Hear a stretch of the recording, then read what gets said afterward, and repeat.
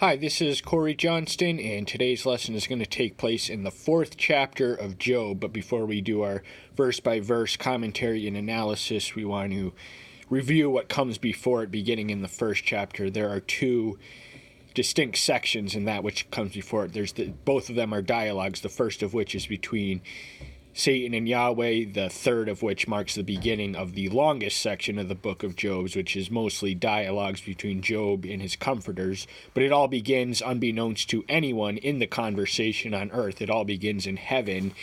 And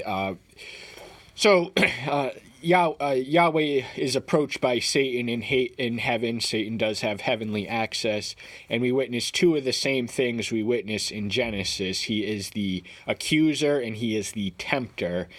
So what he essentially does is he's been scouting about the earth to and fro. He is the prince of this earth. He is the prince of the air, the god of this earth, and he's returning with delight. Yahweh asks, "Where have you been, Satan?" And he says, "I've been scowling about the earth to and fro," with implicitly smug satisfaction because the world has succumbed in evil.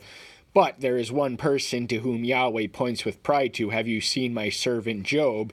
And he does the same things he does to Adam and Eve. He accuses Job of having ulterior motives, a hidden agenda, impure incentives to do what he does. He notices that his servant Job has been blessed and prosperous in the ways of the world, and we read the precise extent of his wealth and possessions in the 3rd verse of the 1st chapter. And he accuses him of having he's accusing him of blessing and praising Yahweh and worshiping correctly because he has prospered him materially. So he's accusing a commercial conception of worship, and he says, take that all away from him and he will he will curse you to your face. So he accuses Job, and then he tempts Yahweh. He has heavenly access, but the sin of tempting Yahweh nevertheless indulges in his temptation. He takes it up. He says, all right, we'll prove it to you. I give you full permission to do everything you can, but you must leave him with his life. And there are two things we learn about this, that Satan can only, the extent of his evil is subjected to the parameters as established by Yahweh, and if you give him an inch, he will take it a mile. So he takes it the whole way.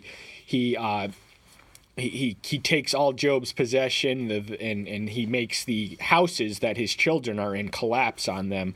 So the pride and joy of his worldly life is gone in an instant, and then eventually he's covered with skin boils. But he's still not allowed to. So he kills his children, takes all his livestock, takes all of his possessions. So Job is left with nothing, and in addition to the nothing, he is given terrible skin sores at this point. And in the 11th verse of the 2nd chapter, we read an important item of information. And 3 of the friends of Job heard all of this evil that had come on him, and each one came from his own place: Eliphaz the Temanite, the Bildad the Shuhite, and Zophar the Naamanite. And they got together to come to sympathize with him and to comfort him. Now that was their purpose, but Job eventually compares them to miserable comforters because they do not offer him relief or hope or any useful theological insights. They all have a rigid theology which suggests that all retribution on earth is merited in heaven, so only the wicked suffer, and this is clearly too simplistic a theology. But first off, Job is a denizen of Uz, so these men are not Hebrews but Edomites. They are descendants, or at least inhabitants, in the towns of Edomite descent. And Temanite was a place that we hear him. He is the most elaborate of these 3.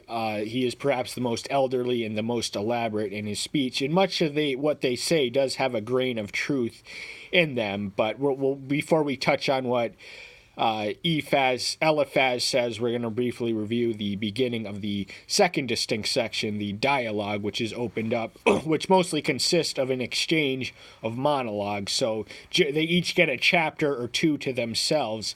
Job gets the third chapter. Eliphaz continues in the fifth. And Job curses the day of his day. He opens his mouth and curses the day of his birth. And Job spoke and said, "Let the day perish on which I was born, and the night it was said, a male child has been conceived." So he's cursing what should be a blessing. The life is meant to be a blessing, but it is often littered with curses, and a lot of he's so severe was his affliction and the testing that was upon him that he wished he would die. He wished he had never been born, not only died right then and there, but never been born. So even though up to this point he had a prosperous relationship, so severe is his pain that he wishes that he had just never been born to have reached this point in life. All the prosperity, all the accumulation just wasn't worth it for where he was at right now. Verses 11 through 13. "Why did I not die from the womb, come from the body, and expire? Why are there knees to receive me? Why were there knees to receive me, or breasts for me to nurse on? For now on I would have been lying in peace, and I would have slept, then I would have been at rest." So he longs and yearns for death as a sweet release from life. So he's asking why to what purpose was I ever born? Life is not worth living if this is what life brings me. So if I had known better, if I had any choice or say in it all, I would have told my mother not to conceive me and just not even to bring me into birth. Don't let me die as an infant rather than to reach this up. Verses 20 through 22.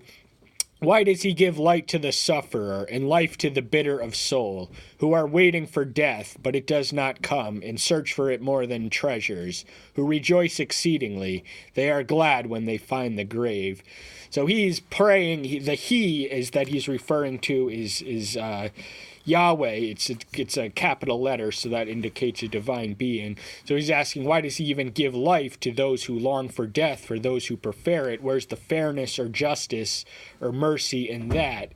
And and he's searching for it more than treasures. He would take delight and satisfaction in receiving a premature death at this point.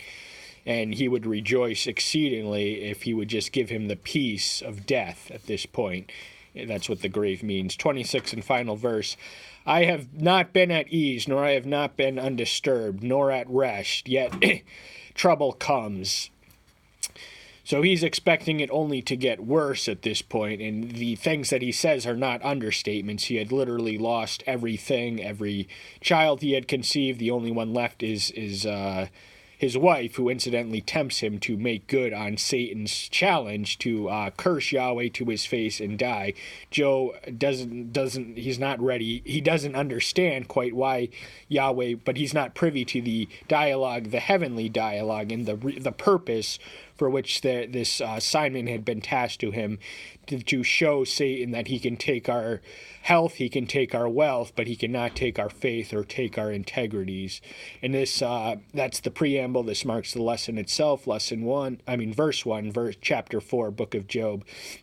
"And Eliphaz the Temanite answering and said," now we learned that the town of Temanite, first off, it was an Edomite town, and it was praised for its wisdom. So even though the Edomites and a lot of the eastern neighbors of cultures had traditions and cultures of wisdom and wise people, and Edomite was certainly one of them, and it is praised as such for its reputation in Jeremiah chapter 49:7.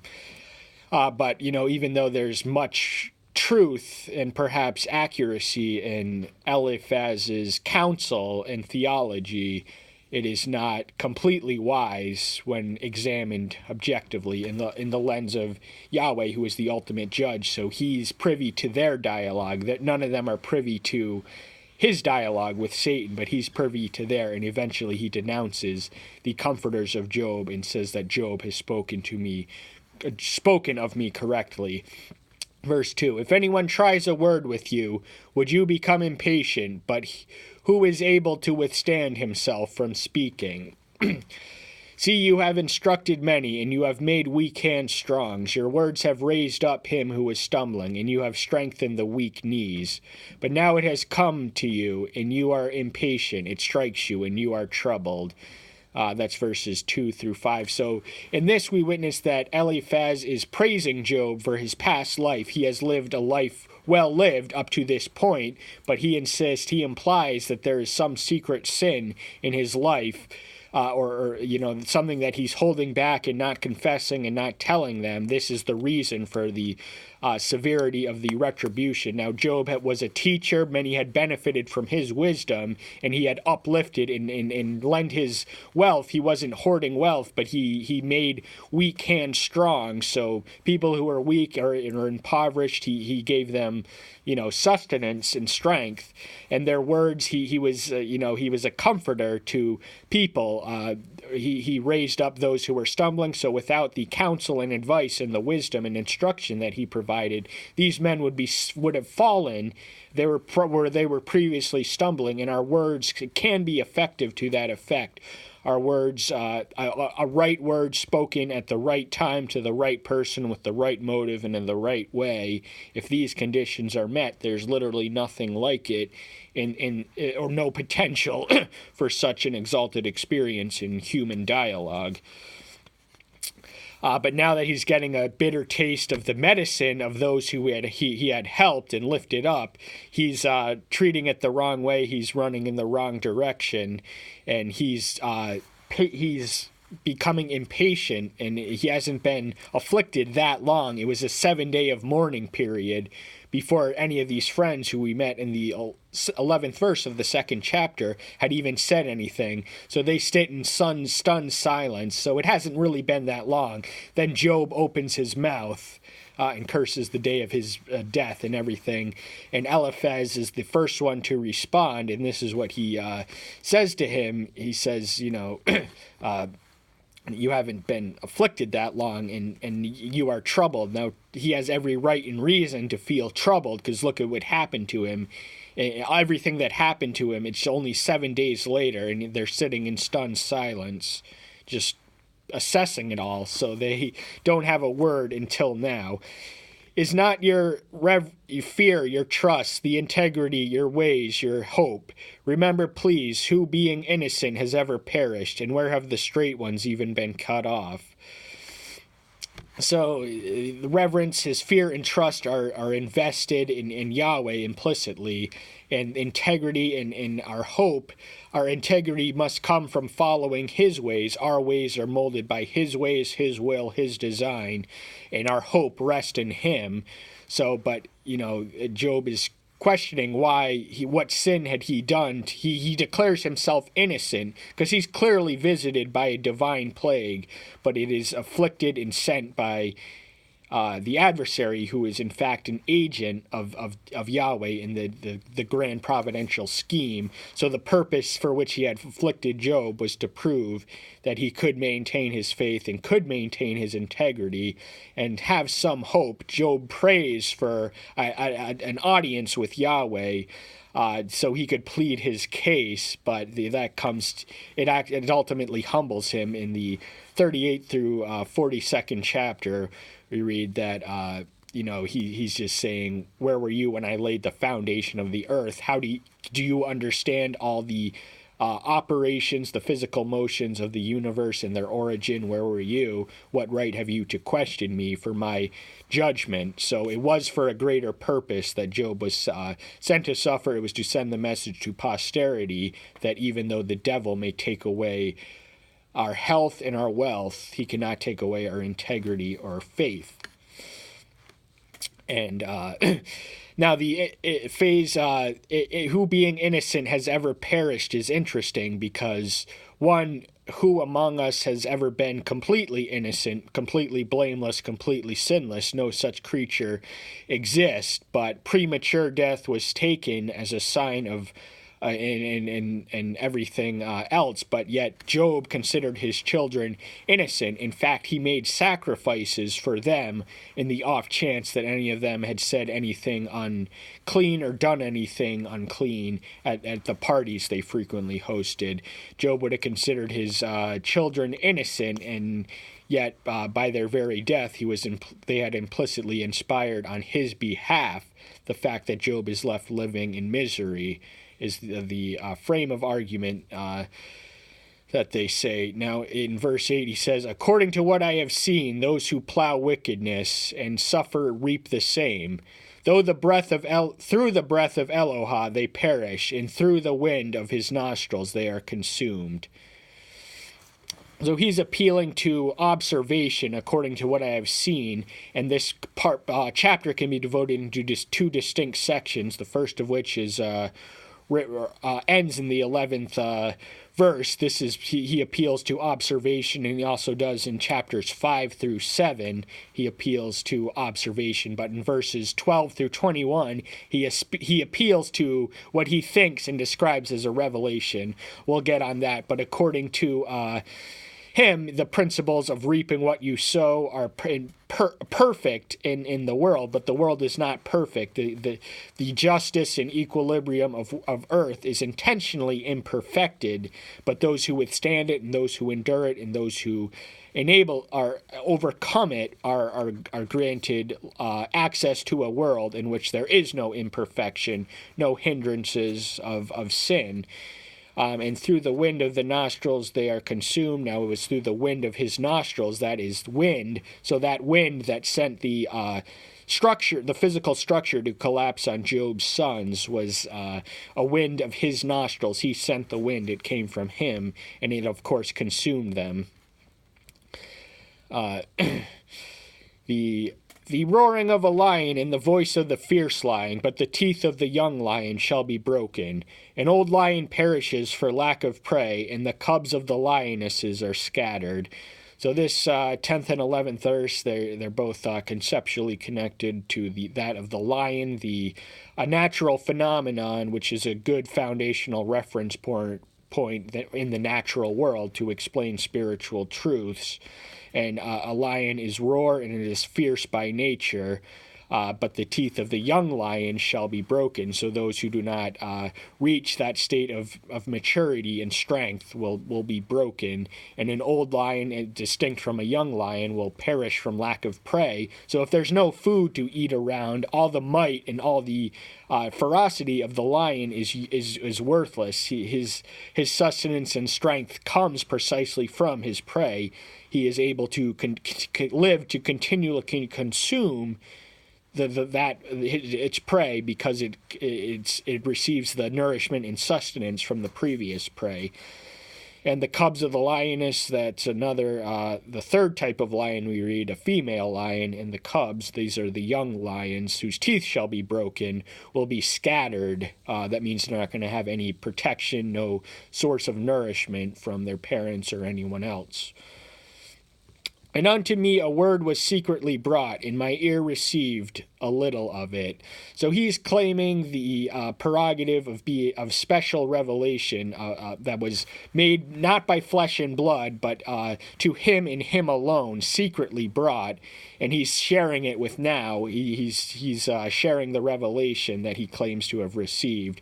In his ear, he was there. It was a vision in the night, according to what we read in the next verse. So why don't we take it there?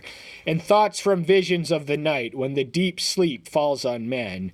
So there are two. In the Old Testament, there are a few ways of special revelation, special personal revelation, visions and dreams. Now, it's not clear if this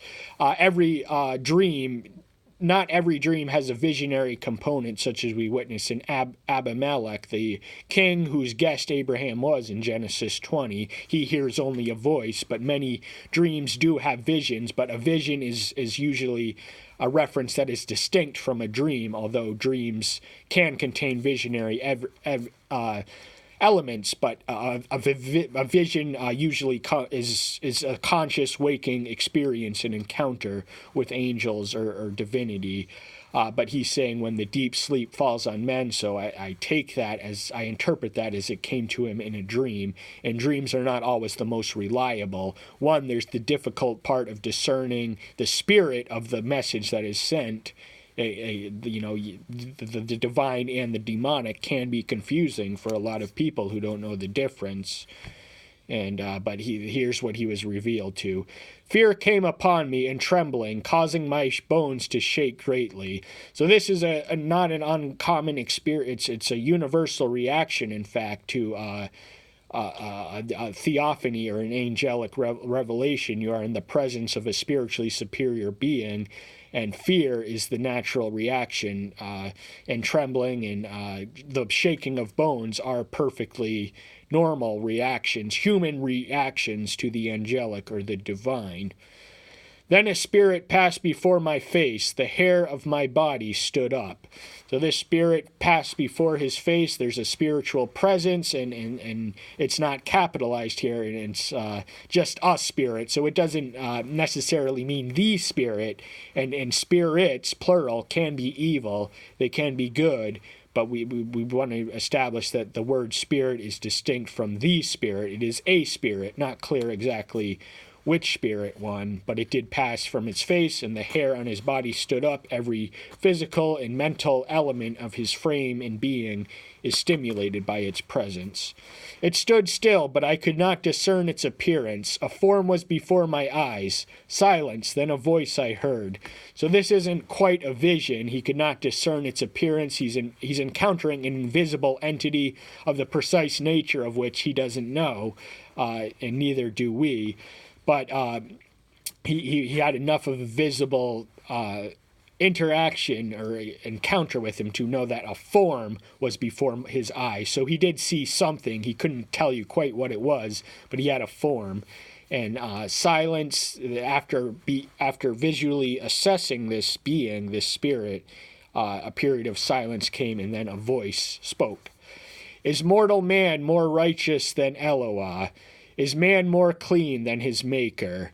So this is an obvious, self-evident, rhetorical question whose answer is self-evident. Of course we are not more righteous and more clean and pure and sacred, and just we are nothing like our maker.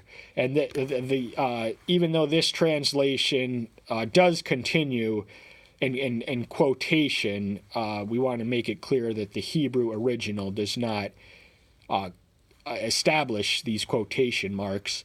So this is either Eliphaz's commentary from that revelation, or this is still that spirit speaking. We don't know quite which one, so interpret them in both lenses, perhaps, is the advice we want to give to you. Look, he puts no trust in his servants. He charges his angels with straying. So the angels are agents of agency, the same of us. Some of them are good, some of them are bad, and the bad ones are permanently so. These are the ones in whom an unclean spirit was, and they followed Lucifer in his rebellion. The angels are otherwise sinless as far as we know. They were given the opportunity to remain loyal, and those who pass the test remain permanently righteous and permanently trustworthy. But there are the untrustworthy ones, the demons, who cannot be trusted by divinity because they are in Lucifer's rebellion. They are enjoined in the opposite army, which is trying to thwart and hinder, delay and obstruct and ultimately destroy his designs, his will, and his kingdom. And that's what he's engaged in right now. Lucifer was and is an angel. And originally the most beautiful and wise one, until his wisdom and beauty instilled in him the sin of pride. And this is the same thing he tried to tempt Adam and Eve. Remember, we referenced that at the beginning of the lesson, was to aspire after divinity. He wanted to be equal to, he wanted to be greater than God. He got sick of being number two, and look where that led. That is the origin of evil in the universe. How much more those who dwell in houses of clay, whose foundation is in the dust, who are crushed like a moth. So this description all gives consistent testimony of the fleeting, fragile nature of our physical frames. We are houses of clay. We are made from the dust. That is a reference to our body. We are made in the dust, Genesis 2:7, I believe. Adam was created from the dust, and in fact, if you physically analyze the components of dust and humanity, we are virtually identical. And we are fragile. We can be crushed like a moth. We are clearly not the most physically impressive or strong creatures out there. There are forces in nature. You know, if a mountain fell on us, what human could withstand that? They would be crushed like a moth. From morning till evening, they are beaten down. They perish forever, with no one regarding. So he describes life on earth as a sort of a process of death, and death is the day you born is the day you begin to die. So in some sense, that is correct. So every day we live, we are one day closer to death, and eventually we will perish forever. So our days and our nights eventually lead to a point where we perish forever, and no one's going to remember us, no one's going to acknowledge us because we're not going to be there. What we have left is our memory and our legacy, and we should take pains and cares to preserve our memory in a positive way. Are not the cords of their tents pulled up? They die without wisdom. So the great irony and tragedy is that they go from life without having learning, without having progressed, without having improved. They are as ignorant then as the day they were born. They are seemingly made none the wiser for living life. They did not appropriate its lessons or make the most of its opportunities. They did not come closer to Yahweh, which is the ultimate test and measure of wisdom. So we don't want to live that type of life, but it's easy. All you have to do is just become lazy with this Christian path that you, I hope, have chosen. But that's all the time we have for today. I'm so glad you're here. Even if you're not a Christian, even if you're just curious, welcome. This is a great life. I want to keep you here. But that's all the time we have for today. Thank you so much. I'll see you next time. Take care until then. Bye-bye.